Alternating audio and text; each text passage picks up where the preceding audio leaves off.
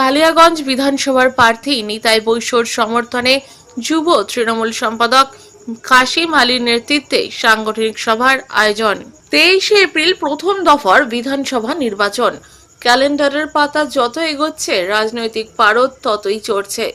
জয় পরাজয়ের সমীকরণে 1 ইঞ্চি জমি ছাড়তে নারাজ কোনো পক্ষই। একদিকেই শাসক দলের উন্নয়ন, বনাম বিরোধী শিবিরের অনুন্নয়ন। এই দুই হাতিয়ারকে কেন্দ্র করেই সরগরম নির্বাচনী ময়দান।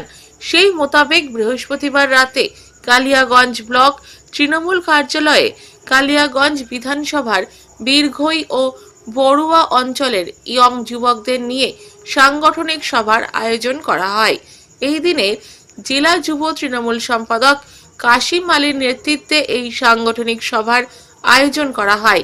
এই দিনে তৃণমূল কংগ্রেসের প্রার্থী নিতাই বৈশ্যর সঙ্গে সাংগঠনিক সভা যুক্ত হন দুই অঞ্চলের 250 জন যুবক।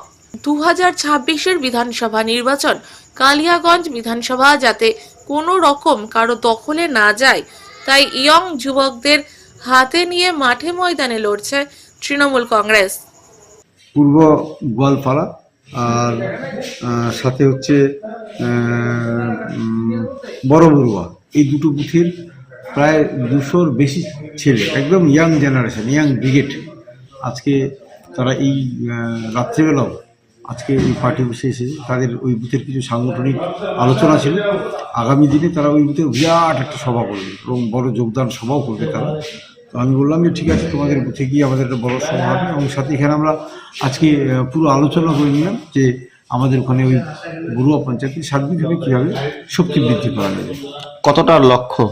একদম নিশ্চিতভাবে মানুষ আজকে সমস্ত গ্রাম বাংলার মানুষ মামাটি মানুষের সরকারের সাথে থাকতে যাচ্ছে এবং বিজেপি যে মানুষের মধ্যে একটা বিরাট দমনপ্রিয় নীতি চালাচ্ছে, নির্বাচন কমিশনকে সামনে রেখে বাংলাকে যেভাবে দখল করার চেষ্টা করছে, এটা গ্রামের মানুষ আজকে কম বেশি বুঝতে পেরেছে এবং সাথে গ্রামের মানুষ এটাও পরিষ্কার বুঝছে যে বিজেপি চতুর্থবারের জন্য এই পশ্চিমবাংলায় বিজেপি কোনোদিন ক্ষমতায় আসতে পারবে না এবং মামাটি মানুষের সরকার মমতা বন্দ্যোপাধ্যায় চতুর্থবারের জন্য আমাদের এই রাজ্যের মুখ্যমন্ত্রী হচ্ছে। তাই মানুষ কালিয়াগঞ্জে সিদ্ধান্ত নিচ্ছে যে এবার আমরা এখানে পরিবর্তন করবো, অর্থাৎ বিজেপি দীর্ঘদিন থেকে আছে তাদেরকে পরিবর্তন করে তৃণমূলের আমরা এমএলএ বানাবো।